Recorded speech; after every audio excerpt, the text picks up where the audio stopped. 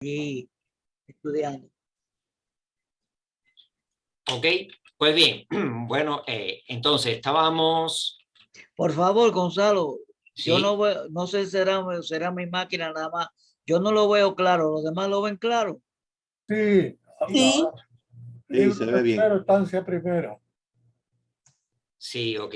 Sí, Juancito, a lo mejor es la internet tuya No, la ahora. internet mía es de primera ahora.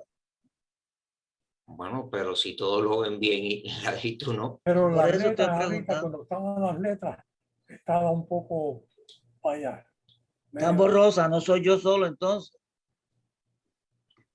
Está bien, era para cerciorarme nada más. Pero ahora, o sea, ¿estás viendo bien ahora o no? No, yo no lo veo, yo lo veo un poco borroso. bueno, ahora se mejoró, se ve mejor. No, todavía Pero no le sale. no se veía bien, ¿verdad, Carla?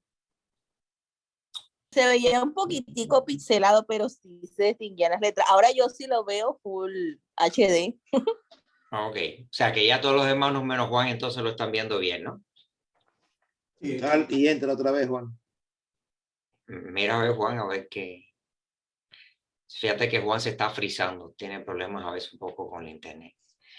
Ok, bueno, entonces, a medida de introducción solamente, o sea, la doctrina secreta en español consta de 6 libros. El curso de nosotros que le llamamos extractos de la doctrina secreta abarca los 3 primeros libros de la versión española. El primer libro, que es todo lo que es cosmogénesis como tal. El segundo libro, un poco que Blavatsky lo dedica a hacer un estudio de toda la simbología de o sea, todos los símbolos que utilizaban los antiguos para un poquitito aprender cómo interpretar este conocimiento, ¿no? Y los textos antiguos. Y el tercer libro, que tiene que ver con lo que se llama el estudio de todo lo que es la antropogénesis, o sea, el desarrollo de las razas humanas. Nosotros estamos ahora comenzando el tercer libro. Estamos en la estancia primera, que habla de los principios de vida, de la vida en ciencia. ¿Ok? Bueno, nos habíamos quedado en el capítulo, en la página 18, ¿no? Sí, lo último que leímos fue los mitos de los pueblos de Australia, ¿no? Que creo que lo disfrutamos bastante bien.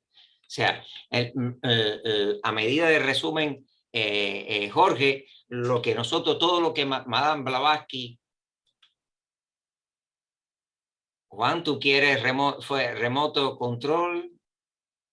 Me estás preguntando aquí si quieres estar requesting remote control. Las letras no están muy claras. Mira, ven.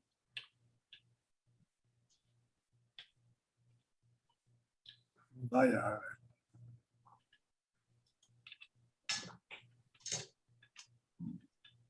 No, no está muy claro.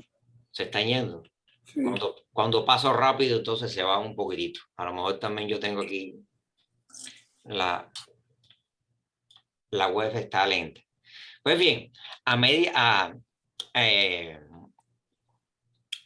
todo lo que nosotros vamos a dar, y Blavatsky va principalmente a dar en este tercer libro, que tiene que ver con las razas humanas, digamos que el punto principal que nosotros tenemos que entender es que en este gráfico tratamos de poner cuáles son todos los huestes que trabajan directamente con el esquema evolutivo, en este caso de nosotros, la Tierra. Y de las razas humanas que estamos evolucionando en la Tierra. Habíamos hablado que hay un grupo de huestes que trabajan a nivel del cosmos. El cosmos, el universo completo como tal, los 7 planos cósmicos. No vamos a meternos en detalles, solamente lo importante. Y hablamos que hay unos 7 primeros cosmocratores que rigen toda la evolución del universo en sentido general. Ya sabemos que en el último de los planos, el plano paracrítico, es el plano o sea, de este universo, es el plano de evolución física del logos, del universo, de todo el cosmos, y que es el plano de la evolución de los sistemas solares. Pues bien, aquí en nuestro sistema solar, el logos y los 7 logos planetarios, digamos que son los que rigen la evolución de todo lo que sucede dentro del sistema solar. Pues bien, eso es un poquitito a nivel macro, ¿no? A nivel de nuestra Tierra hay 3 grupos de entidades. Vamos a llamarle ángeles, Elohim, Pitris, según la escuela que uno pertenece, en sentido general. Digamos que hay 3 grupos de huestes que trabajan y que les podemos llamar que son los progenitores de nuestra humanidad. Es un conjunto de huestes que han tenido cada uno un trabajo con la raza humana, no solo con la raza humana, sino con la evolución de todo ese planeta. Pues bien, dijimos que primero habían unos señores de la luna. La doctrina secreta le llama los Barchizat, como tal, que son principalmente los dadores de cuerpo. Yo diría que son más que de cuerpo, solo de los principios inferiores del ser humano. ¿Cuáles serían los principios inferiores? El cuerpo, el doble etéreo y probablemente el astral. Como tal, el kamas, los deseos. Bien, la parte, digamos, que animal, el vehículo animal del ser humano. Ya vimos que esos son los señores de la luna, como tal. O hay otros grupos de Pitris, o de Elohim, o de ángeles, que son los señores del periodo solar, señores de la llama, los kumanas, los dadores de los principios intermedios, son tipos de Ashnivata, bien, que son los que, digamos, que nos dieron los principios intermedios, son los que activan los principios intermedios en la raza humana. Vamos a decir que principalmente trabajan con los principios mentales del ser humano como tal, son los que los activan como tal. Bien, y hay otro grupo de huestes que son los huestes de Saturno, los señores de las tinieblas, asuras o huestes luciferinos. También son un tipo de Ashnivata y que su función es encarnar en cuerpos humanos juntos con las chispas divinas, o sea, las chispas que van a entrar en la etapa humana. Y la pregunta, ¿por qué estas huestes que ya prácticamente terminaron su etapa humana, se les, digamos que se les pide o se les informa en su trabajo como tal dentro del universo, es entrar en cuerpos humanos junto con nosotros? Pues cuando la humanidad al principio entra en cuerpos humanos en un planeta, es extremadamente, de hecho, inconsciente de ella misma. Vamos ganando conciencia en el desarrollo como tal de la evolución y específicamente en la etapa humana. Recuérdese que es solamente en la tercera raza y media, que ya después la vamos a tocar con más detalle, la raza lemuriana, cuando el hombre se divide en sexos, macho y hembra, y toma conciencia de nosotros mismos. Esa etapa, ese pasaje en la Biblia que relata a Adán y a Eva comiendo del árbol del árbol del conocimiento, y donde habían dos señores, uno era una serpiente y otro era Jehová, lo que representa es la hueste de este proceso que estamos hablando. ¿Sí? Perdón, José. Entonces, ¿qué representa? Como sentido general, es el momento donde la raza humana, o sea, cuando Adán y Eva cogen y comen del árbol del bien y del mal, del conocimiento, es cuando en la tercera raza y media la lemuriana, el alma humana, el cuerpo humano se divide en macho y hembra y el hombre se hace autoconsciente. Por eso es que, según la simbología bíblica, comemos del árbol del conocimiento y del bien y mal, porque ahora ya sabemos lo que es el bien, somos autoconscientes. Bien, ¿qué significan la serpiente que le dicen a Eva, come del árbol que no vas a morir? Bueno, lo que significa son estos huestes, en este caso los señores Ashnivata, que son los dadores de los principios mentales. Como tal, come porque no vas a morir. Bien, y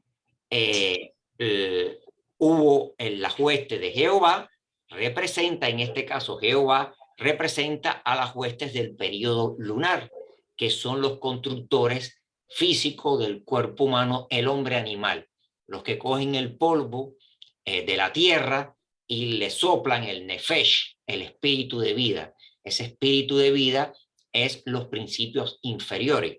Desde el punto de vista de los cabalistas hebreos, hay varios principios de vida. Está el nefesh, está el ruah, está el neshama. Son principios de vida diferentes que, o niveles de alma y de vitalidad que componen en cuerpo humano. Pues bueno, este resumito que nosotros tenemos aquí, que lo pongo sobre todo para el señor Gustavo, para que se vaya más o menos situando, es lo que nosotros vamos a ver con detalle en este tercer libro. Y lógicamente haciendo un poquitito más hincapié en el estudio de las razas como tal. Pero recuérdese que todos estos, junto con los elementales de la tierra, superiores e inferiores, son los verdaderos constructores del ser humano. Recuérdate que cuando los libros antiguos, en este caso hablamos de la Biblia, poco más porque es la que más nos tiene de cerca, ¿no? Hablamos que la divinidad construyó al ser humano. En realidad son las huestes de la divinidad que componen esa divinidad los encargados de construir los universos y en este caso también de construir los cuerpos humanos. Pero ya sabemos que un ser humano es la chispa que nosotros hay en nosotros, que se monta en diferentes cuerpos, diferentes vehículos. ¿Cuáles son los vehículos? Cuerpo físico, tenemos vehículos etéreos de la energía, tenemos vehículos que le llamamos de cama o de astral, que son los vehículos de los deseos y las emociones, tenemos los vehículos mentales o los cuerpos mentales, los cuerpos búdicos, o sea, hay muchos grados de vehículos en el cual el alma o la chispa divina en nosotros se cubre para, digamos, que entrar en los mundos materiales y tener experiencia en estos mundos. Pues bien, todos estos vehículos van a ser construidos y desarrollados por todo este grupo de huestes que trabajan como nosotros. Pues esto en sentido general es lo que nos quiere enseñar Madame Blavatsky en todo esto que estamos viendo. Pues bien, ahora vamos a leer las estancias y la explicación que da Blavatsky para como tal, para el hermano Jorge. Siempre que vemos esto aquí en este colorcito medio, no sé si es medio azulito o verdecito, es la estancia de la doctrina secreta, y abajo en este el colorcito medio caqui, o no sé, sería como un medio amarillito, es digamos que la explicación que da Blavatsky de la estancia que estaba en los libros de Cian. Bien, vamos a leer la estancia ahora. Dice Blavatsky: dijo la tierra, Señor de la faz resplandeciente, o sea, el sol, mi casa está vacía. Envía a tus hijos a poblar esta rueda, o sea, la tierra. Has enviado tus 7 hijos al Señor de la sabiduría. 7 veces te ve él más próximo a sí. 7 veces más él te siente. Has prohibido a tus servidores, los anillos pequeños, recoger tu luz y tu calor, interceptar a su paso tu gran magnificencia. Envía ahora la misma a tu servidor. Pues bien, esta es la estancia. Decían que lógicamente cuando la leemos así un poco fría, nos cuesta trabajo un poquitito entender. El trabajo principal de la doctrina secreta es darnos las claves, digamos que hacernos, o sea, claro es todo esto que aparentemente es un poquitito inteligible, ¿no? Pues bien, la primera explicación A. El Señor de la sabiduría es Mercurio o el Buda, ¿no? B. El comentario moderno explica las palabras como una referencia al hecho astronómico bien conocido de que Mercurio recibe 7 veces más luz y calor que el Sol de la Tierra, y hasta que la hermosa Venus, la cual solo recibe el doble que nuestro insignificante globo, o sea que la Tierra. Si el hecho era o no conocido en la antigüedad, puede diferirse del ruego del espíritu de la tierra al sol, según lo expresa el texto en el Zohar. El sol, sin embargo, rehúsa poblar al globo toda vez que no está aún dispuesto para recibir la vida. Mercurio, como planeta astrológico, es aún más oculto y misterioso que Venus. Él es el idéntico al Mitra mazdeísta o al genio o dios establecido entre el sol y la luna, el compañero perpetuo del sol de la sabiduría. Pausanias lo muestra como teniendo un altar en común con Júpiter, tenía alas para expresar que acompañaba al sol en su curso y era llamado el nuncio y el lobo del sol, Soliaris Luminaris Particeps. Era el guía y evocador de las almas y el gran mago y el hierofante. Oculto por la intersección de Mercurio, pues, como dice Bossis, todos los teólogos aseguran que Mercurio y el Sol son uno.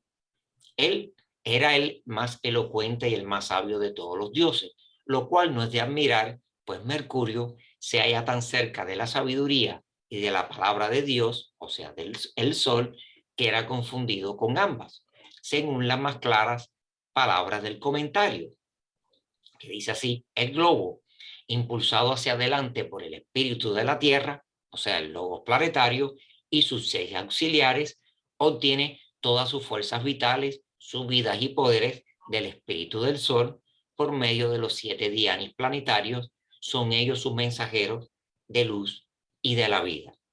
Y así como cada una de las 7 regiones de la Tierra, cada uno de los 7 primogénitos, los grupos humanos primordiales, o sea, las razas raíces, recibe espiritualmente su luz y vida de su propio Diani especial, o sea, uno de los 7 rayos o logos planetarios.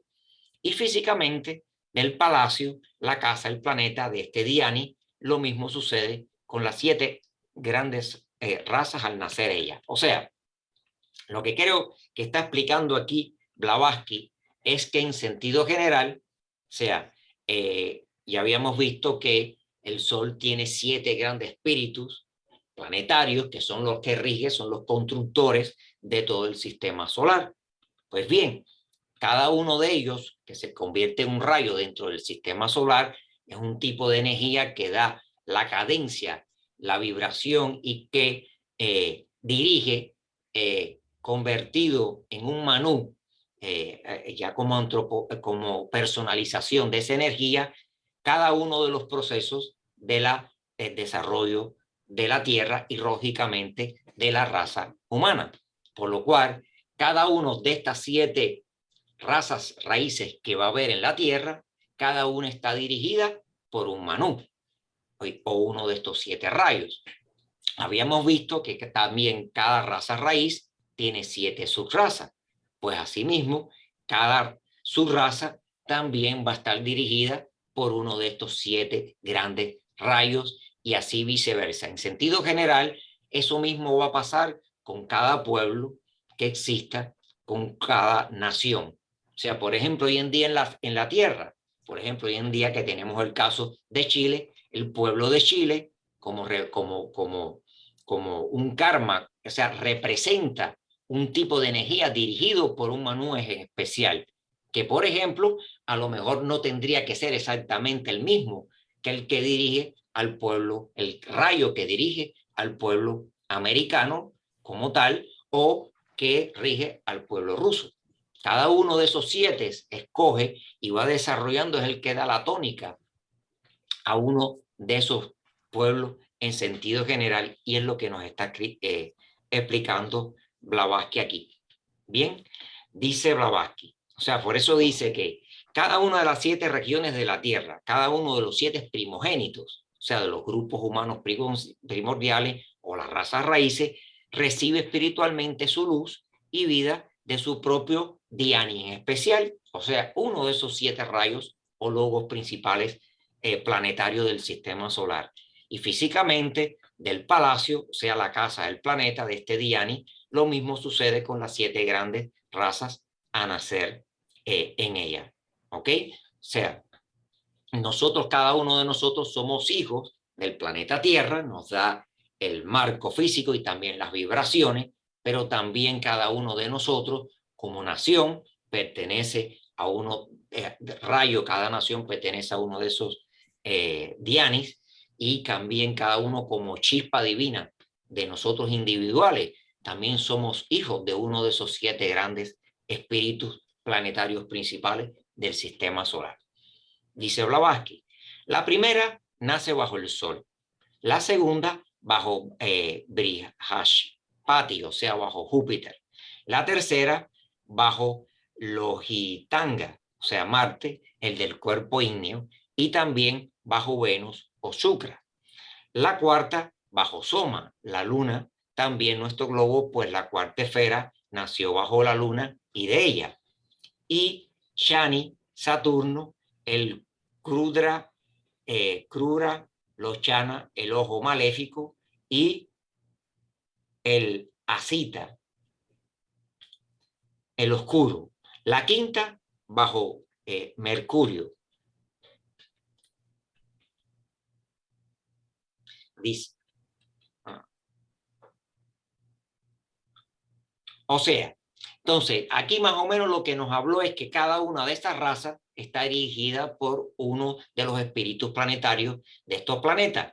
Ahora vamos a leer un resumito, nos estamos adelantando, pero para más o menos ir sintetizando, cogiendo una idea general de lo que Blavatsky nos va a hablar. Vamos a hablar ahora de las 7 razas raíces que van a estar en nuestro globo, y vamos a hacer un pequeño resumito de ellas. Esto solamente lo vamos a leer ahora. Después, en cada una vamos a irlo estudiando con un poquito más de detenimiento, ¿no? Bueno, la primera raza es la que nosotros le llamamos la raza polar. Y esa raza pasó y es la que nosotros vivimos hace mucho tiempo atrás. Dice, la conciencia en contacto con alma. Estas fueron denominadas razas de los dioses, los hijos del yoga, pues los pitris emanaron sus sombras, los shayas, mientras se hallaban entregados a la meditación. Esos detalles después los vamos a ver. Y nacidos de sí mismos, por no haberlos procreado padres humanos. Fueron enormes y filamentosas, proteicas y etéreas, butas sin sexos, exudadas de los etéreos cuerpos de sus progenitores. O sea, en esa primera raza, cuando nosotros encarnamos en esos cuerpos vinieron directamente, fueron emanaciones, fueron chayas, fueron sombras de los pitris lunares, como tal, de los cuales nosotros nos apropiamos, como tal. Ellos las crearon para nosotros.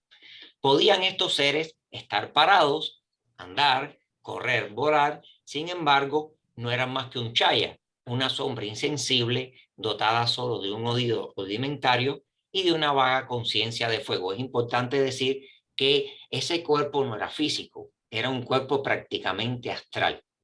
Bien, continente donde se desarrolló, en el continente, en el polo norte, en la isla Blanca. Usualmente le llamamos por eso la raza polar.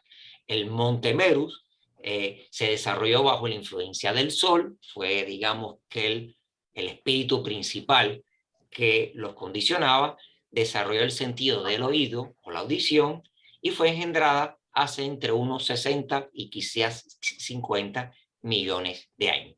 Esa fue la primera raza, la polar. La segunda raza es la raza que le llamamos la hiperbórea. Se desarrolló la conciencia en contacto ahora con Atma y con Buddhi. Fíjate que en la primera raza solamente habíamos tenido contacto con Atma. ¿Bien? Ahora estamos bajando. Recuérdate que la chispa en nosotros, nuestra conciencia, se va a ir haciendo cada vez más material, va a ir entrando en cuerpos más groseros. Primero en Atma, después en Buddhi, después en Manas, vamos a ir así bajando. Bien. Entonces, en esta segunda raza, la conciencia en contacto con Atma y con Buddhi. Los espíritus de la naturaleza o devas inferiores se conglomeraron alrededor de los chayas, de las sombras, de las películas de materia más densa, formando una especie tupida de envoltura interna, y lo exterior, el chaya de la primera raza, vino a ser lo interior, el doble etéreo de la segunda. O sea que esta segunda raza, ¿cómo se formó? La primera raza no murió, de hecho no tenía cuerpo físico. Lo que vinieron los elementales, etéreos, y le pusieron una capa de materia encima de ese shaya, de esa sombra, de ese doble etéreo, de ese cuerpo más bien astral, medio etéreo que teníamos, y le empezaron a dar, digamos que un cuerpo un poquitito, una capa más material. Dice Blavatsky, estas formas filamentosas y brillantes, de brillantes colores de amarillo de oro, de anaranjado, etcétera, heterogéneas en apariencia, de figura diversa, semejaban vegetales o animales y a menudo tenían unos contornos semihumanos, o sea que todavía esa forma humanesca, o sea, humanoide todavía no estaba como tal, sino que había varios tipos de figuras. Había algunas semi-humanas, pero había otras más bien tipos de animales o vegetales. Recuérdese que los pitris y el logos ha tenido la experiencia de vida anteriormente, y los arquetipos de los animales y de la raza humana están dentro del logos como tal.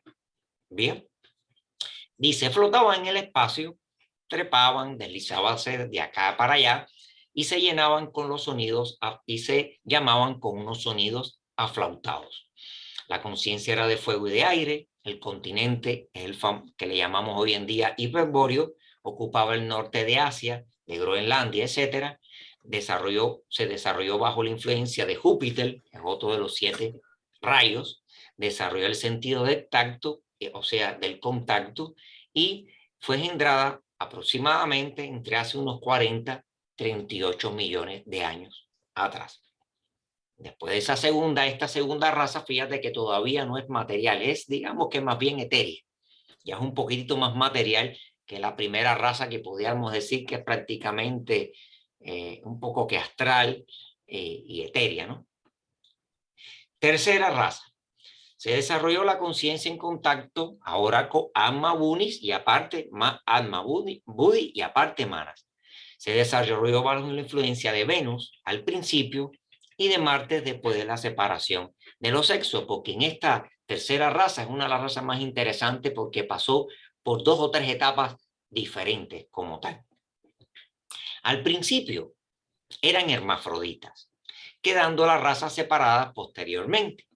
Como todas las formas entonces en existencia en la Tierra, el hombre era de una estatura gigantesca. Era rojo con mucha variedad de matices, tenía la frente deprimida, la nariz chata y las mandíbulas abultadas y salientes. Los divinos andrógenos eran de un hermoso y espléndido tinte rojo dorado. El nombre Adán en hebreo, ¿qué significa?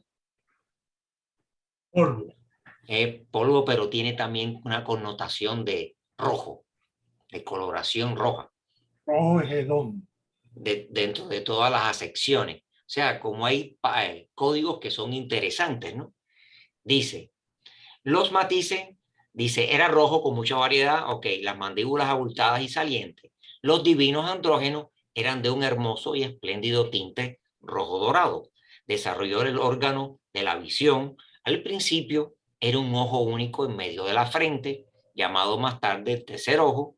Más adelante fueron 2 ojos, pero estos no tuvieron completo uso hasta la tercera subraza de la tercera raza raíz. Recuérdase que cada raza raíz tiene 7 subrazas. Cada subraza tiene muchas razas de pueblos y de naciones. Bien. La conciencia que se desarrolló fue de fuego, aire y de agua. El continente fue Lemuria, en el Pacífico en sentido general, y desarrolló el sentido de la vista y de la visión. Fue engendrada aproximadamente hace cerca de unos 25 millones de años atrás. Bien. La cuarta raza, toda esta raza ya desaparecieron. Ahora estamos en la cuarta y después vamos a la quinta, que son, digamos, que las razas que prácticamente estamos hoy en día en la Tierra, ¿no? Que podemos decir que la cuarta raza lo que se quedan son restos de esa cuarta raza como tal. La cuarta raza se desarrolló la conciencia en contacto con Atma, Buddhi y Manas, y el Manas ahora inferior. O sea, véanse como nuestra conciencia cada vez, en cada nueva raza raíz, estaba en el periodo de involución. se ha ido hasta esta cuarta raza, hay un periodo de involución. Cada vez empezamos de Atma, Muni, Manas a Manas inferior. Estamos en el periodo de involución de la conciencia. Se desarrolló bajo la luna, la protección de la luna y de Saturno. El lenguaje era aglutinante, pero andando el tiempo adquirió flexión y en esa modalidad se transmitió a la quinta raza. La inmensa mayoría de los habitantes del globo pertenece todavía a esa cuarta raza como tal. Desarrolló 7 subrazas bien definidas. Las 7 subrazas de estas son, primero, la Ramoal, segundo, la Tlavatli, tercera, la Tolteca, cuarta, la Turania, quinta, la Semítica, sexta, la Acadiana y séptima, la Mongólica. Su más alto grado de la civilización, la Tolteca, conocía a fondo la química, la astronomía, la agricultura y la alquimia. Estaba también muy versada en la magia negra y empleaban de los rayos oscuros de la luna, o sea, las emanaciones de la porción oscura de este astro. Con el continente es el famoso Atlántida. Recuérdase que cuando aquí nosotros hablamos en teosofía de un continente atlante, de un continente lemuriano, en realidad estamos hablando de una conformación de un grupo de tierras en aquella época. No quiere decir que era solamente un solo continente. Hoy en día, por ejemplo, hablamos en nuestra quinta raza, ¿no? O sea, en la evolución de la raza de nosotros está prácticamente en casi todos los continentes, ¿no? Pero tiene una forma como tal. No podemos hablar que hay un continente árido como tal, ¿no? Pues más o menos a veces hablamos de la Atlántida, y la Atlántida no solo estaba, digamos que en la zona del Pacífico, había inclusive llevaba formas de Asia, partes de la América y todo lo demás, ¿no? Entonces, el continente de la Atlántida desarrolló el sentido del gusto, del sabor, fue engendrada hace unos 12 o 8 millones de años aproximadamente atrás. Estos millones de años son más o menos, entre comillas, pueden haber diferentes autores que dan otros valores y para nosotros son material de estudio, cosas a investigar, porque Madame Blavatsky no dio estas fechas de tiempo en sentido general muy específicas, habló en sentido general y después ha sido parte del trabajo de muchos teósofos estudiar más o menos cuáles podrían ser los periodos de tiempo en que de verdad fueron cada una de estas razas, raíces o de sus razas como tal, pero todo el mundo digamos que pueden tener ideas más o menos parecidas, algunos un poquito a veces más o menos diferentes, pero para nosotros esos son solamente detalles de tener una idea de tiempo de cuándo se pueden haber desarrollado estas razas atrás. Pues bien, ahora pasamos a la quinta raza raíz, es la raza aria, la que llamamos hoy en día la raza adámica, ¿no? Se desarrolló bajo la protección de Buda de Mercurio, pues su principal objetivo era el desenvolvimiento de la mente abstracta. Hace ya 1 millón de años, el Manu Vajvasvata seleccionó de entre la subraza semítica de la raza atlante las simientes de la quinta raza madre y la condujo a la imperecedera tierra sagrada. Edad tras edad, fue modelado el núcleo de la humanidad futura. Allí se añadió el quinto sentido del olor, el olfato, a los otros 4. Recuérdate que en cada una de las razas anteriores, el hombre fue desarrollado un sentido diferente. Ya te habíamos visto que en la primera raza desarrollamos la audición, en la segunda el tacto, en la tercera la vista, en la cuarta el gusto o el sabor, y ahora en esta tercera desarrollamos, ¿cuál fue? A ver, el olfato, como tal. Dice, allí el Manu congregó las más brillantes inteligencias y los caracteres más puros para que renazcan en la forma que él se desarrolla. ¿Qué significa eso? Que en sentido general, cuando se va a desarrollar una nueva raza, se busca de las razas anteriores el material mejor que hay para a través de modelar esos cuerpos producir una raza, la nueva raza, ¿no? Como tal. Se buscan los mejores especímenes para producir una nueva raza. Cuando vemos a veces muchos de estos libros antiguos que se le dice a determinadas entidades que a partir de ellos va a venir un linaje de unos pueblos como tal, pues a lo mejor lo que está hablando es algo parecido, es el mismo sentido, ¿no? Esa personificación en esa persona, esa persona lo que está significando es que esa persona o ese que representa un grupo tiene determinadas condiciones espirituales,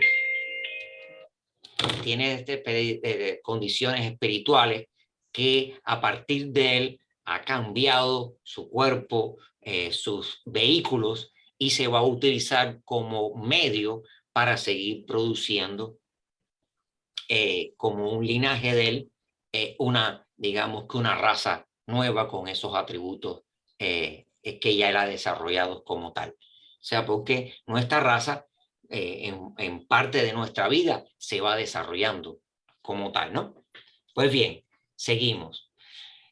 Una vez que hubo establecido el tipo de su raza, la condujo a la Asia Central y Europa, en donde moró por largo tiempo, fijando allí la residencia de la raza cuyos brotes habrían de ramificarse en diversas direcciones. ¿Qué significa eso? Que hay un lugar en el desierto de Gobi, principalmente nos cuenta la tradición, que donde se llevan los grupos humanos, donde se va este grupo humano en el cual se ha escogido para a través de ellos producir, que nos sirvan de muestra, ¿no? Para producir la nueva raza como tal. Con ellos se trabaja, se les desarrolla el nuevo vehículo físico, astral, y de ellos, digamos, que evoluciona la nueva raza humana. Bien, de esa selección como tal, que se hace siempre de la raza anterior.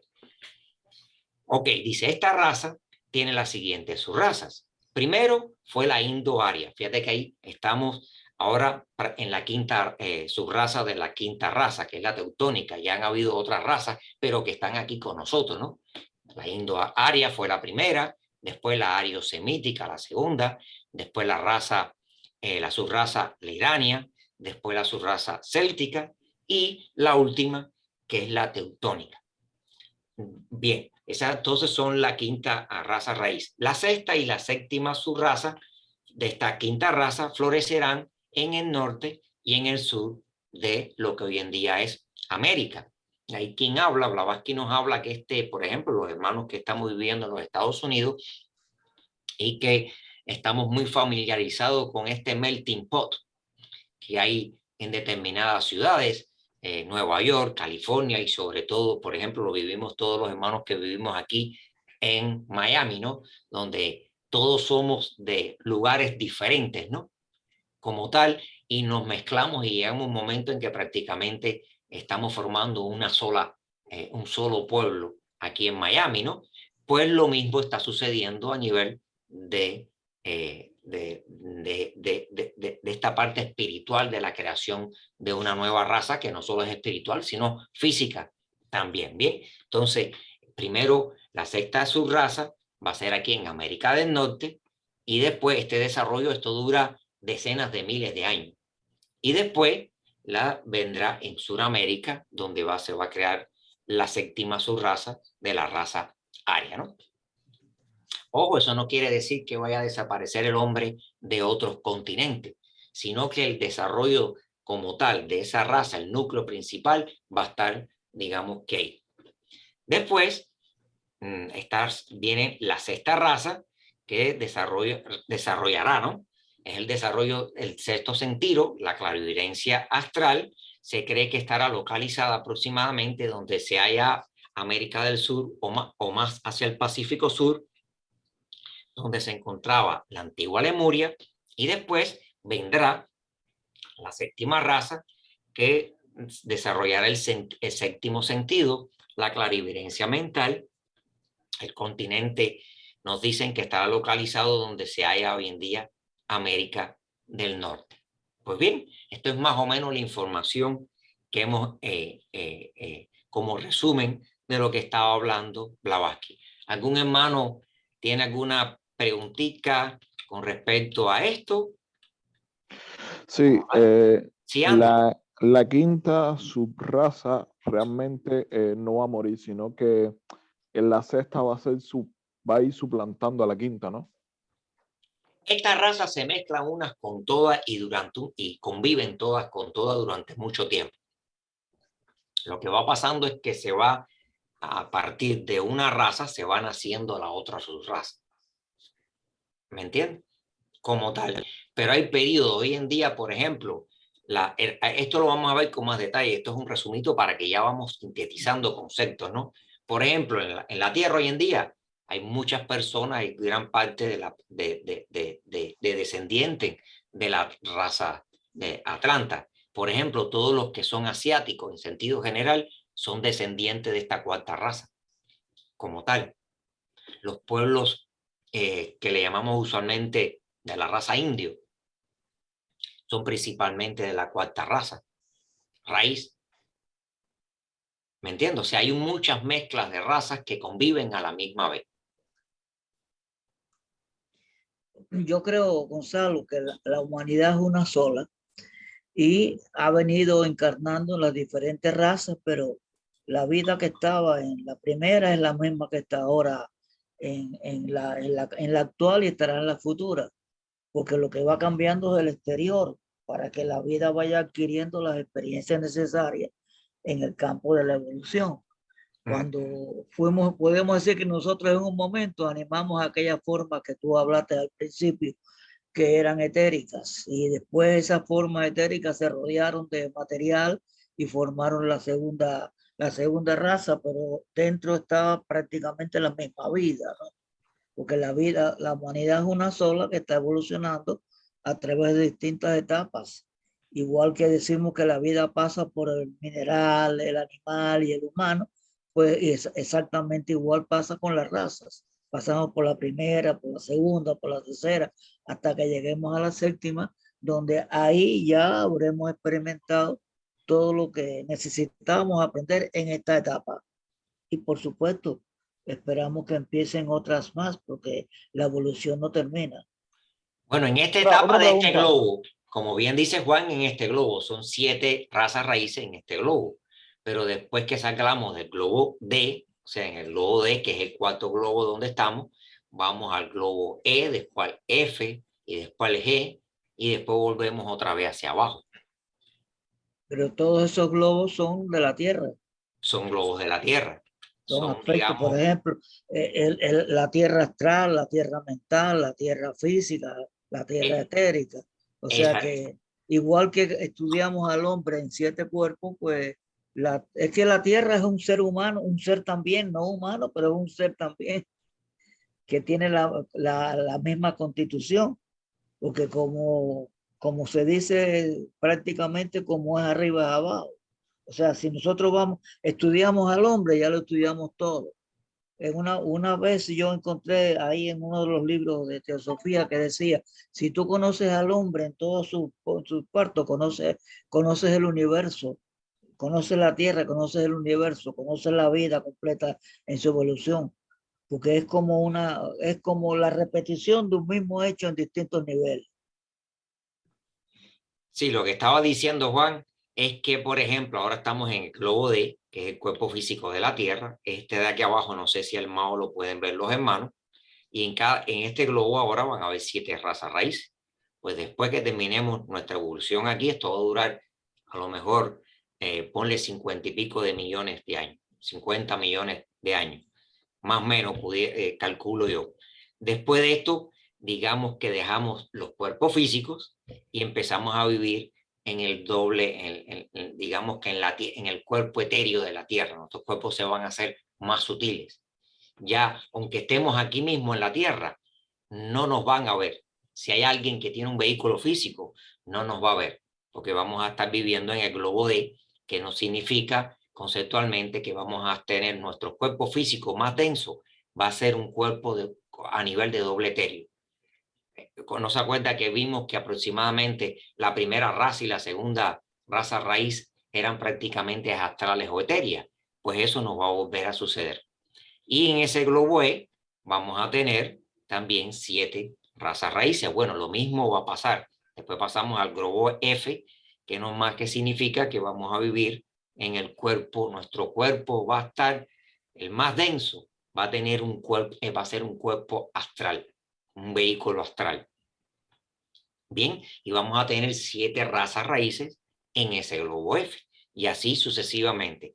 Cuando terminemos, después que terminemos el globo G, o sea, que vamos a vivir un tiempo a manifestando en el cuerpo mental inferior de la Tierra, pues entonces volvemos otra vez a la involución, al globo A, al globo B, al globo C y al globo D, y empezamos una nueva ronda.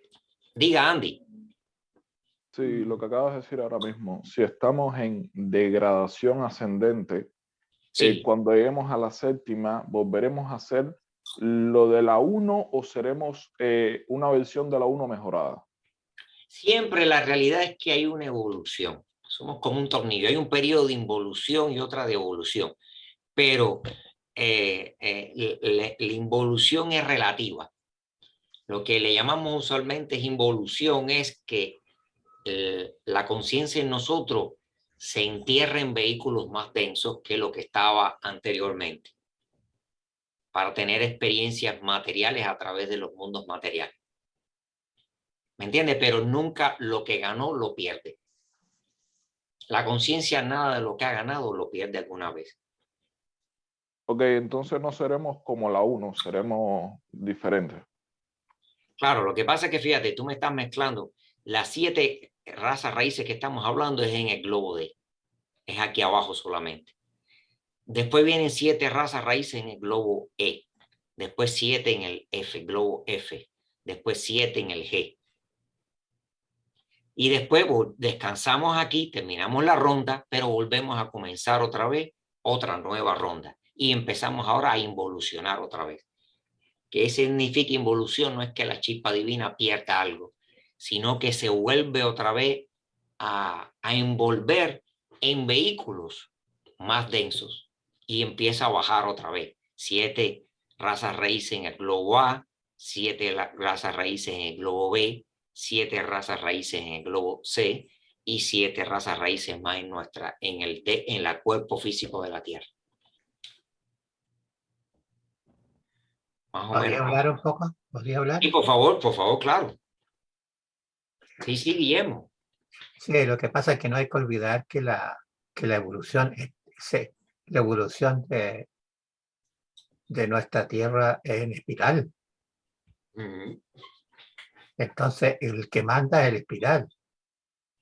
Claro, por eso Entonces, nunca se pierde nada. Y por eso que en cada globo que va dando vuelta, cada globo que va dando vuelta en una revolución, en la próxima revolución está en un delta más avanzado que el anterior. Por eso se dice que es una espiral evolutiva. Aquí entra el concepto de espiral evolutivo. Todas esas, como podríamos decir, esas rayas que hay entre la A y B, por ejemplo, en el periodo terrestre, esas son todas espirales. Espirales sobre espirales. Sí, así entonces los globos van subiendo y van tomando las mismas características, pero podríamos decir, en un delta superior, en un tono superior. Eso es lo que podría yo aportar. Sí, lo que está diciendo Andy, gracias Guillermo, es que, o sea, lo que se gana la conciencia nunca pierde nada. Aunque en un momento aparentemente vuelve otra vez hacia atrás, a enterrarse en la materia, a involucionar, lo que significa es que se entierra en cuerpos materiales otra vez. Bien, como tal. Pero siempre lo que se gana nunca se pierde. De hecho, en sentido general, lo que pasa es que este no es el momento de meternos. Durante las primeras 3 revoluciones y media, Son 7 rondas a través de estos 7 globos, como le llamamos. Durante las 3 primeras revoluciones y media, se va enterrando cada vez más, la conciencia toma cuerpos más materiales.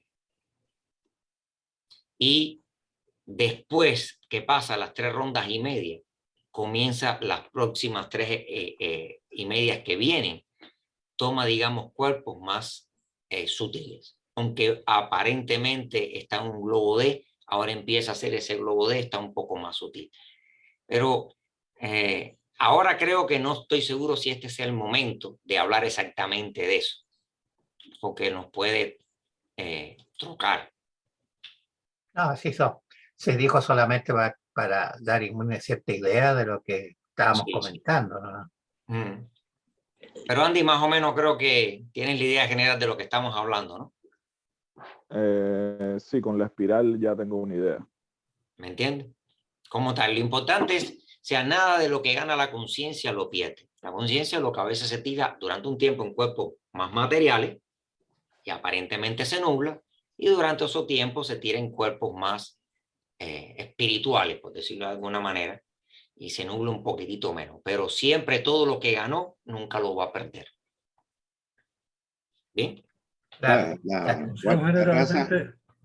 La evolución generalmente es espiritual, porque la carnal es la misma. Los cuerpos humanos no han cambiado, son exactamente iguales. Orinamos, hacemos caca, pipi, todas las funciones la misma. Lo que cambia es el espíritu que está evolucionando. Ahora mismo nos damos cuenta que el ser humano que está en estos momentos funcionando es completamente distinto al del año 1700, del año 1500. Son otras mentalidades. Sí, pero yo entiendo lo que quiere decir, Ah. Salvador, pero sí hay una evolución material también. O sea, en el universo, digamos que hay 2 grandes evoluciones y pudiéramos poner una tercera. Está la evolución e involución del espíritu, está la evolución e involución de la materia, y cuando ya se mezcla el hombre, a veces hablamos una evolución e involución de la mente, ¿no? Del intelecto, pero en sentido general hay evolución e involución tanto del espíritu como de la materia.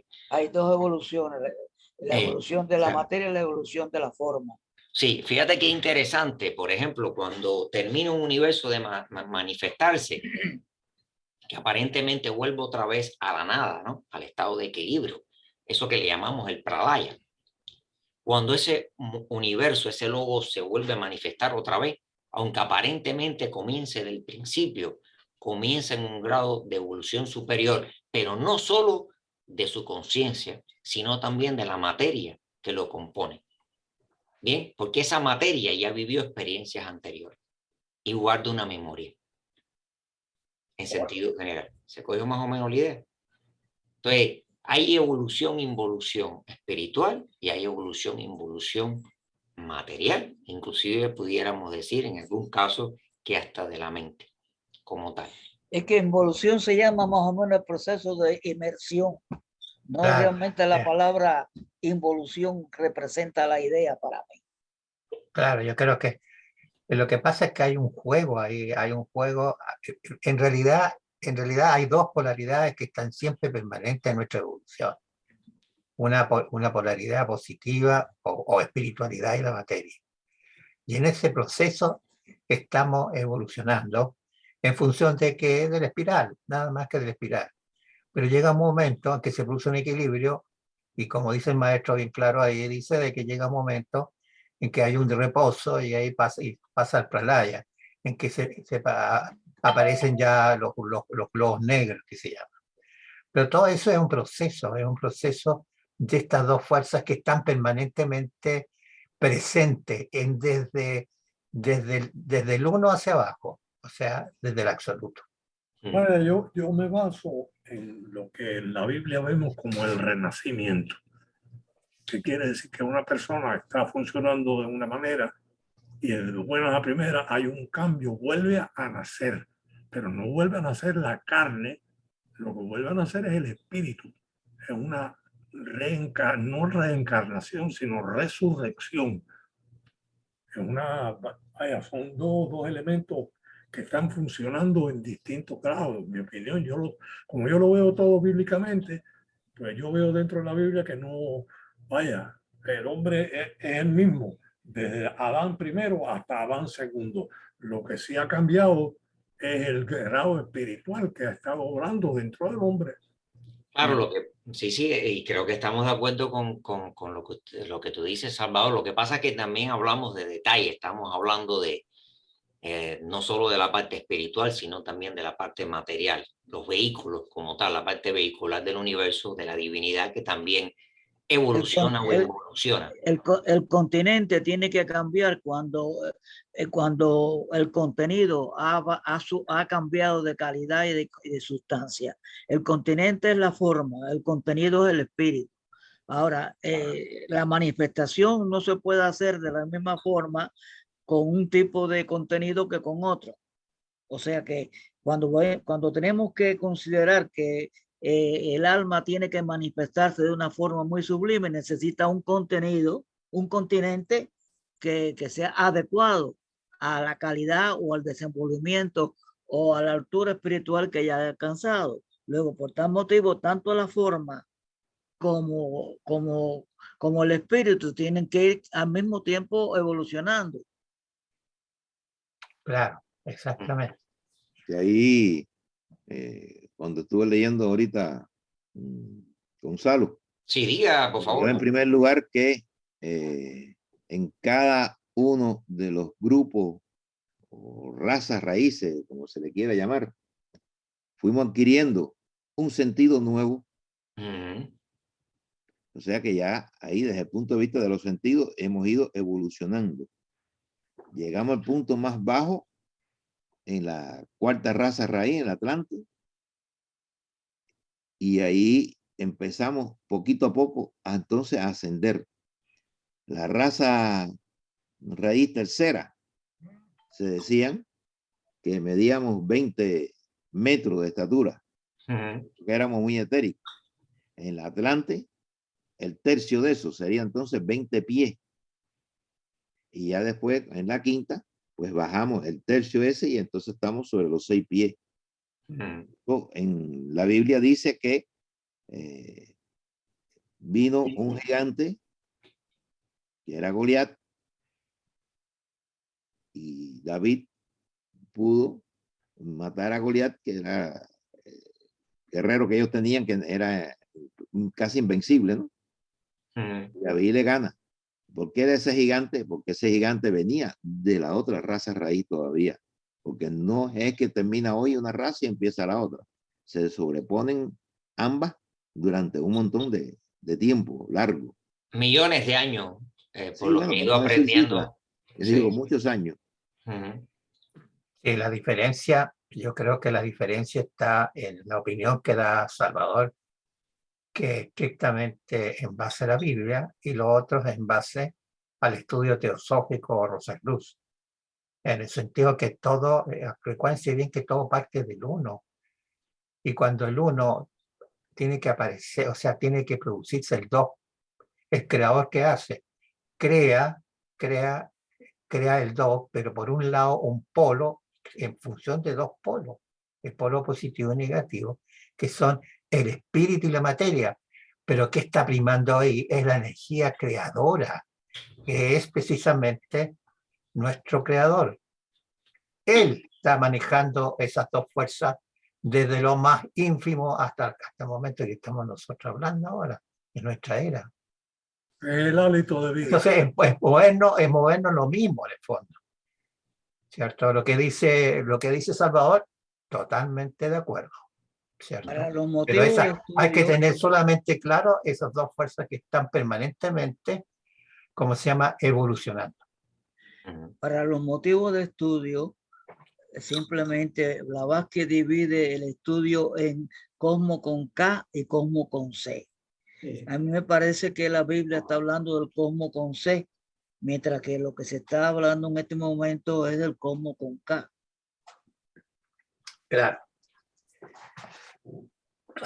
¿Algún hermano tiene algo que decir o alguna preguntita o algo? Lo más importante, creo yo, es no trasladarnos en los tiempos. Estamos hablando de millones y millones de años. Ese es el proceso de la evolución. Ujú.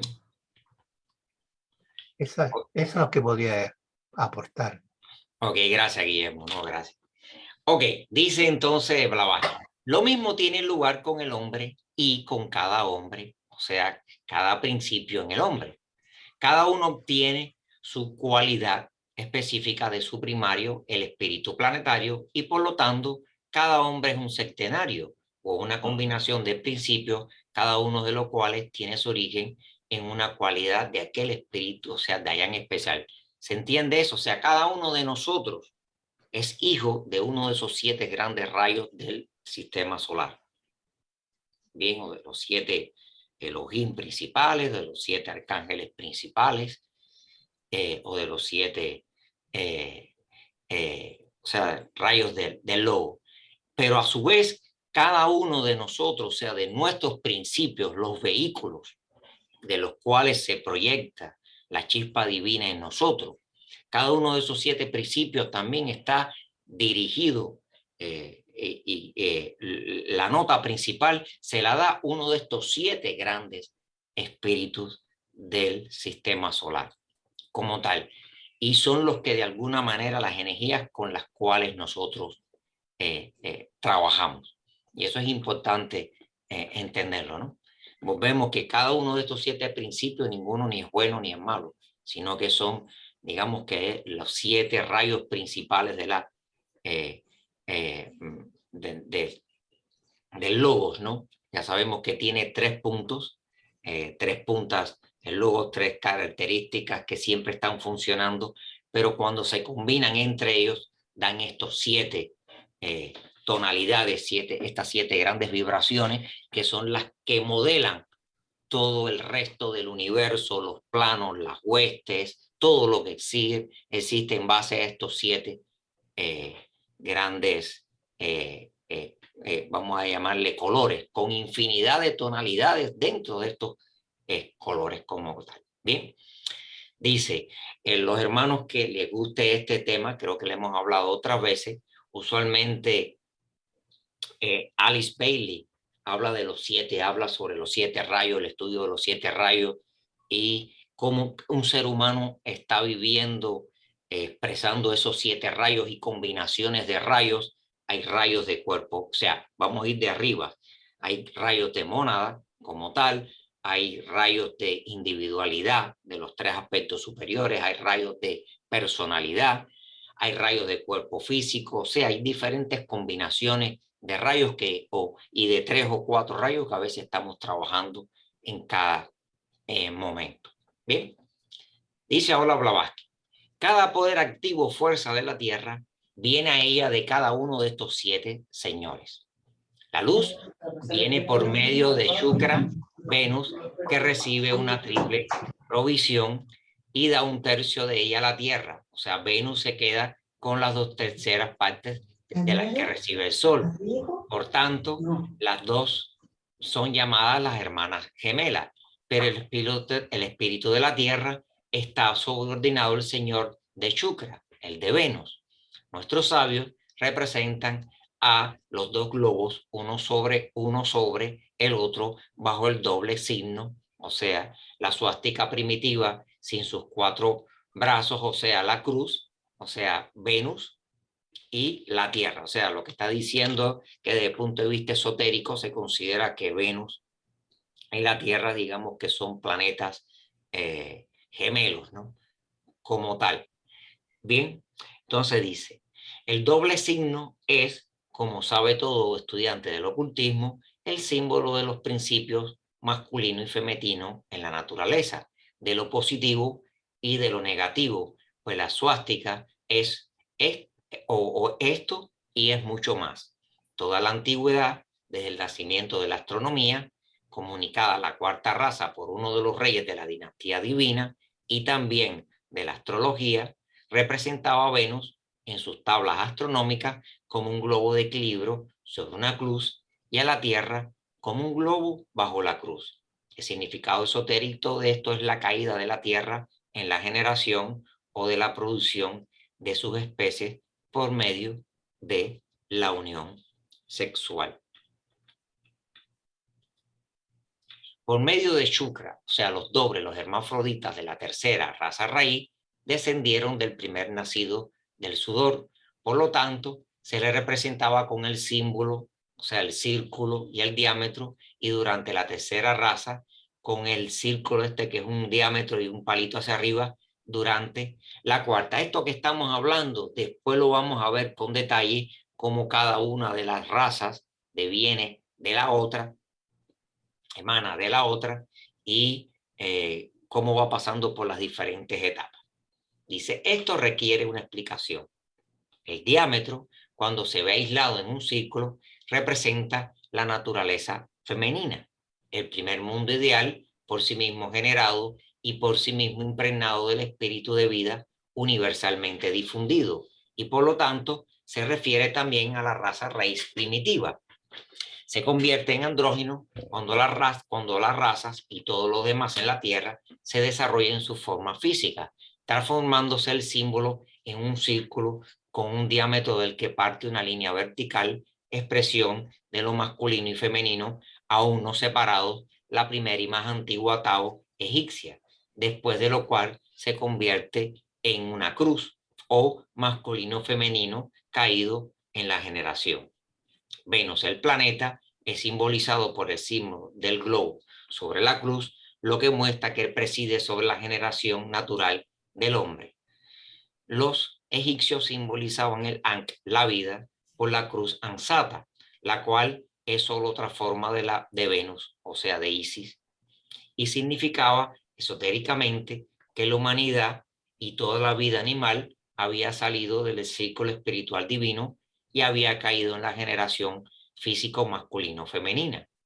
Este siglo, o sea, todo lo que está hablando ahora Blavatsky, digamos que son un poco que la explicación de diferentes símbolos que utilizaban los antiguos y cómo dentro de todas las claves, recuérdate que cada símbolo tiene 7 claves, ¿no? Con a veces inclusive 7 subclaves. No quiere decir que todas las claves o subclaves las tienen, pero pueden tener varios tipos de claves trabajando. Ya sabemos que hay claves antropológicas, claves geométricas, claves espirituales, claves metafísicas, astronómicas, claves numéricas, pero que Blavatsky nos está dando algunas de las claves que están relacionadas con el círculo, la línea horizontal y la línea vertical en sus diferentes combinaciones. Y ya vemos que en esta clave que está trabajando, está principalmente trabajando con los aspectos duales que habíamos hablado anteriormente de espíritu-materia,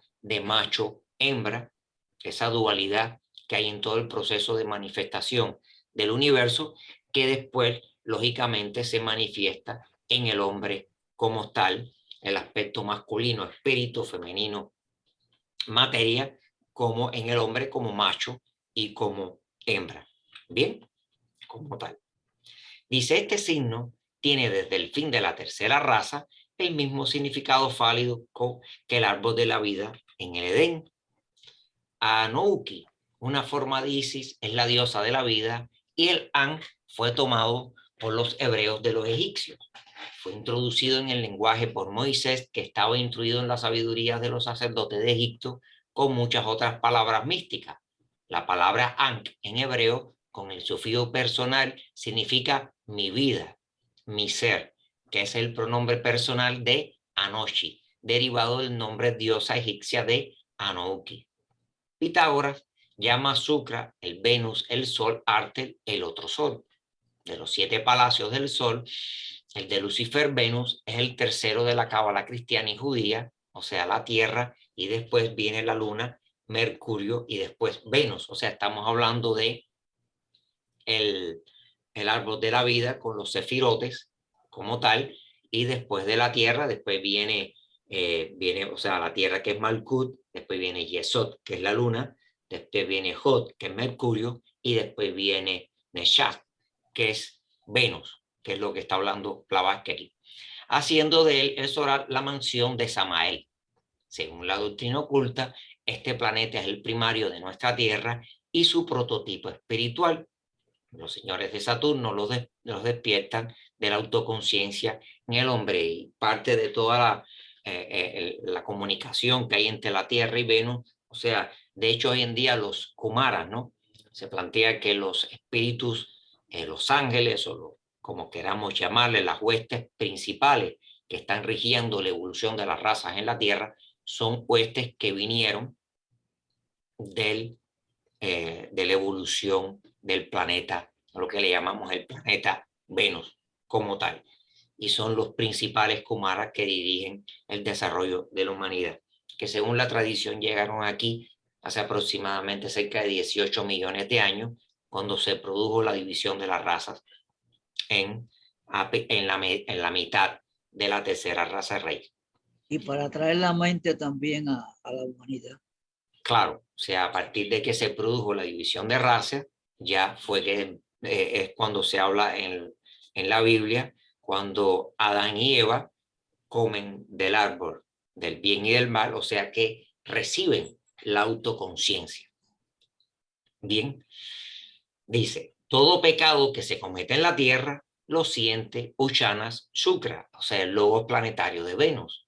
El gurú de los Daitas es el espíritu guardián de la tierra y de los hombres. Todos los cambios que tienen lugar en Shukra, o sea, en Venus, se sienten y reflejan en la tierra. O sea, fíjate qué interesante esa comunicación, ¿no?, que hay entre estos dos logos planetarios. Shukra o Venus es, pues, presentada como el preceptor de los Daitas, los gigantes de la cuarta raza, quienes, en la alegoría india, obtuvieron una vez la soberanía de toda la tierra y derrotaron a los dioses menores. Los titanes, dioses de la tercera generación, eran anteriores y más espirituales que los dioses olímpicos de la cuarta generación. De la alegoría occidental, dice los titanes de la alegoría occidental están también estrechamente relacionados con Venus Lucifer, que los cristianos posteriores los identificaron con Satán. Yo no sé si es mejor dejar esto aquí. Sí, yo creo que es mejor, sí.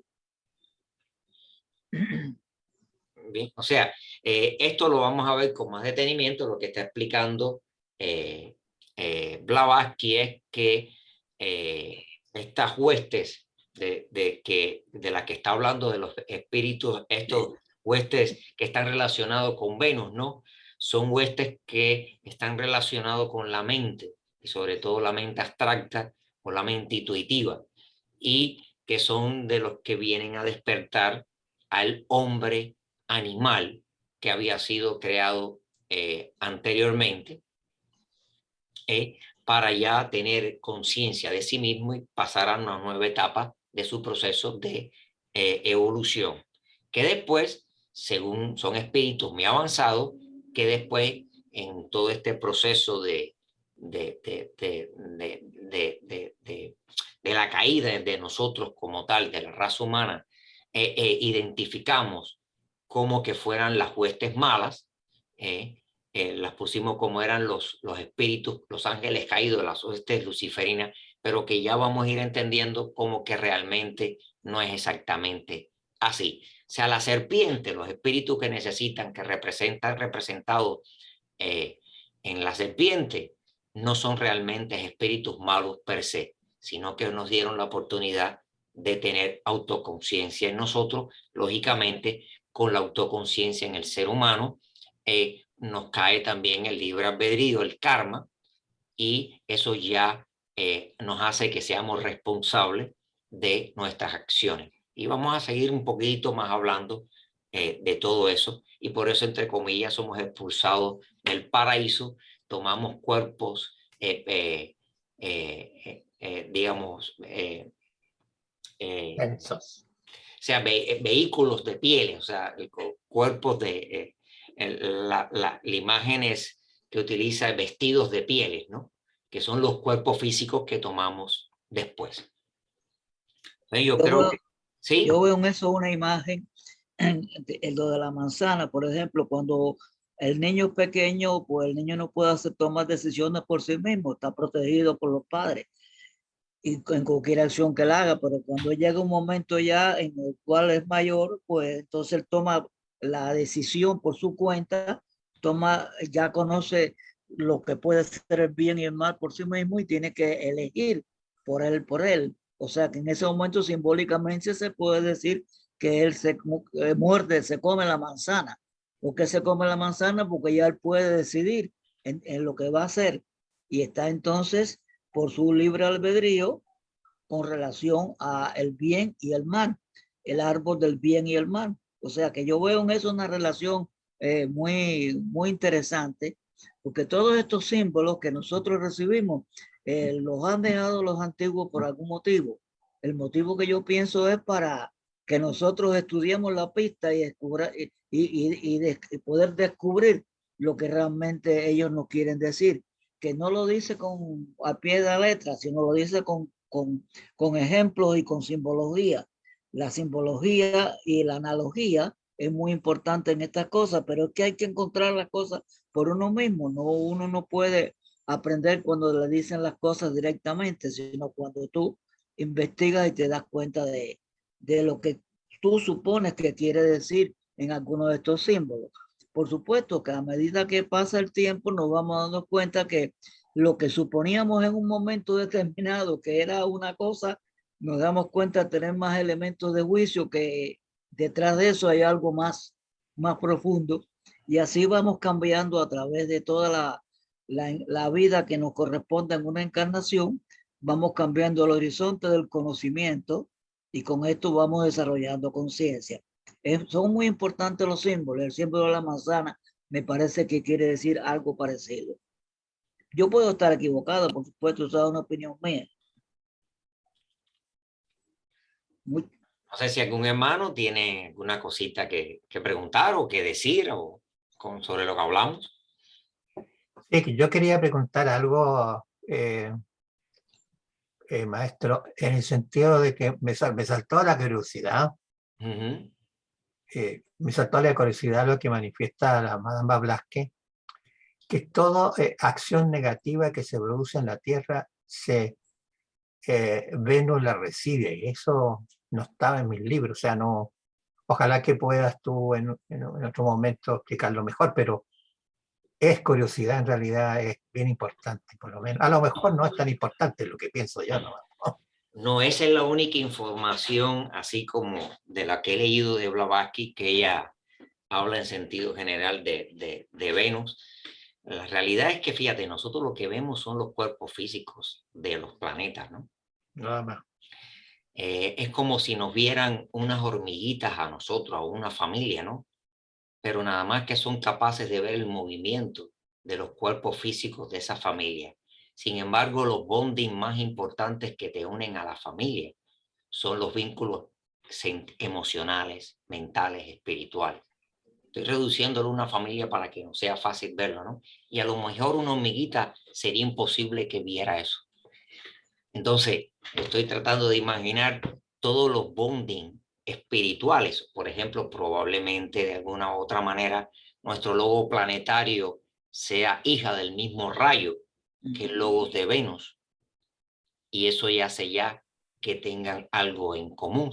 Yo tengo una idea sobre eso, Guillermo, que te la quisiera decir, la idea que yo tengo sobre eso. Tira para acá, Juan. Mira, de cierta forma me parece que Venus ha sido un padrino de la Tierra. ¿Por qué? Porque le dio muchas cosas, le dio entre otras cosas, le dio la mente y la ha estado protegiendo en su desarrollo porque es un hermano mayor. Y los padrinos tienen una responsabilidad grande sobre los ahijados. Lo que los ahijados, antiguamente en las iglesias se tenía muy en cuenta eso, que el padrino era responsable de todo lo que el ahijado hiciera hasta que el ahijado tuviera determinado crecimiento en edad, por supuesto. O sea que si se está diciendo que que Venus recibe lo que la Tierra puede hacer, me parece a mí que está relacionando eso con relación a esta acción de padrino. Hay dos cosas ahí que si pudiera. Sí, por favor, Jorge. Sí, Dios, José, sí, adelante. En primer lugar, yo no me sé bien la expresión, Pero hay una expresión que dice que si una mariposa bate sus alas aquí, se siente una tormenta en el otro extremo del universo. Una cosa muy exagerada, pero nos puede dar la idea de que cuando decimos que somos uno con todos los demás, no solamente que somos uno con todos los hombres, sino que somos uno todo el universo. Y en esa unidad de vida, bueno, nos toca a nosotros un pedacito aquí.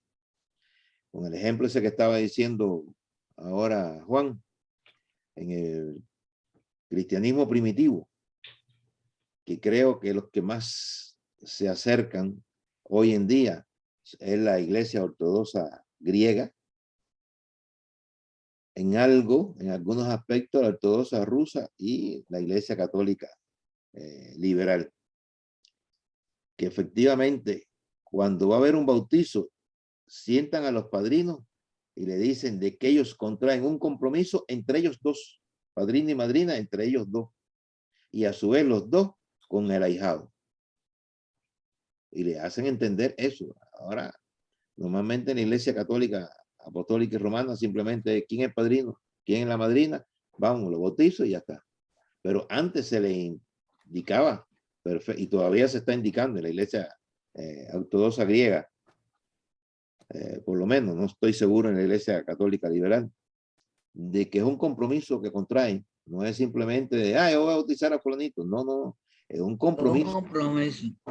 Porque tú eres quien ¿Sabes, José? sustituyes a los padres en todo momento y situación. José, ¿tú sabes dónde está eso bien detallado? En ocultismo práctico, la verdad que lo dice precisamente. Pero Sí, la Biblia dice claramente que el rito no vale nada, que lo que vale es lo que representa. Quiere decir que el bautismo no es nada. Ahora, ¿qué representa eso?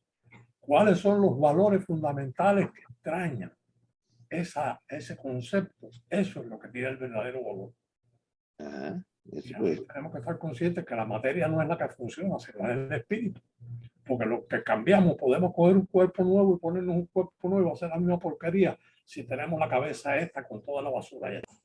Ahora, ese mismo cuerpo, cuando le entra un nuevo espíritu, quiere decir una serie de conceptos novedosos de mayor altitud y alcance. Ese mismo cuerpo que obraba en una forma salvaje y brutal, empieza a obrar de una manera más lánguida, más suave, más agradable. Claro. Vemos, por ejemplo, nosotros vemos ahora el sistema solar, o sea, actual, ¿no? La pregunta es cuántas reencarnaciones nuestro logo solar probablemente haya tenido anteriores, ¿no? Y esos 7 espíritus principales o grupos de espíritus, el que, por ejemplo, lógicamente, nuestro logo planetario de la Tierra se supone que todavía no es uno de esos 7, pero que probablemente venga unido con algunos de esos 7 reencarnaciones anteriores. O sea, que tiene que haber bondi entre ellos que nosotros se pierden en los tiempos, ¿no? Y solamente es algo como una cosa que puede ser interesante. Y que probablemente, no sé si se sepa, o sea, hay esa información, probablemente la tenga que haber, ¿no? Hay opiniones, hay líneas de investigación, hay cuestiones que uno analiza, hay cuestiones que uno ven de una manera y otros de otra, pero en realidad nadie tiene la verdad absoluta, la verdad terminal. O sea que nosotros nos reunimos aquí para intercambiar opiniones y tenemos que considerar que no siempre lo que nosotros pensamos, empezando por mí, es lo que realmente es. O sea que en estas cosas aprendemos cuando escuchamos lo que otro opina. Pero en ningún momento podemos decirle a otro, oye, tú estás equivocado porque esto de esta forma, no, tú lo ves así, déjame analizar a ver, a lo mejor en lo que tú me estás diciendo yo veo algo que encuentro alguna perla escondida en eso. Ese es el motivo básico de nuestras reuniones, intercambiar conocimientos. Y creo que lo estamos haciendo. Eso es lo que estamos haciendo. Guillermo, no sé si querías decir algo. Mira, yo solamente estoy totalmente de acuerdo con Juan, lo que manifiesta. Evidentemente que tenemos un grupo bien afiatado en que damos opiniones, ¿cierto? Pero la consulta iba por lo siguiente, iba por la línea, por la dirección siguiente. Resulta que el esquema de evolución de Venus está prácticamente una cadena y media más adelantado que nosotros. Ujú. Sí, Entonces, y Sanat Kumara vino a introducirnos el concepto de la mente, ayudarnos en el fondo. Entonces, por eso que me atreví a hacer la pregunta en el sentido que ¿cómo podría yo interpretar, cómo se llama, las situaciones nuestras con las situaciones, como se llama, que tuvieran relevancia en Venus? A no ser que haya un conjunto de seres que están manejando todos estos esquemas. Bueno, esa es una opinión nomás, ¿no? yo me imagino que sí, que tiene que haber conexiones entre todos esos niveles tan elevados de conciencia, porque la humanidad es una hermandad también, Claro. y nuestro universo también debe ser una hermandad. Ujú. Y los múltiples universos, yo supongo que al final tienen que ser también una hermandad entre todos los multiuniversos, pero son cosas que nuestra mente finita y nuestra pequeña estatura espiritual no nos permite comprender, pero sí nos hacemos la pregunta, que eso es importante. Lo importante no es comprenderlo, sino hacernos la pregunta, porque cuando nos hacemos la pregunta, hay algo en el universo que nos va a dar en algún momento una respuesta. Y lo más importante es que no hay ningún esquema de los 7 esquemas ¿cómo se llama?, del sistema solar, que esté más allá del esquema, salvo Venus, No, que no esté lo al hay. mismo nivel nuestro. O uno está al mismo nivel, otros están en una cadena más baja. Por eso, bueno, por eso que hay que leer ese libro importante que habla, no me acuerdo el nombre del apellido, ahí me puedes ayudar, maestro, tú. Arthur Que E. habla Powell. Arthur E. Powell. Powell, en que representa en un esquema tan clarito cómo están los esquemas, los diferentes esquemas del sistema solar, de los Sí, planetas del sistema solar. sí, en los libritos de nosotros, de la doctrina secreta, ahí está, tenemos creo que es en el primer libro, hacemos referencia y pusimos, ¿cómo decirte? Pusimos ese esquemita exactamente el mismo que utiliza Arthur E. Powell de las diferentes, todas las cadenas del sistema solar, para que entendamos como tal. Okay.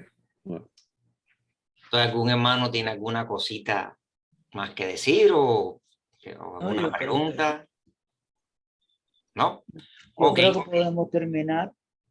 Recuerden, hermanos, que el próximo jueves, este jueves, tenemos la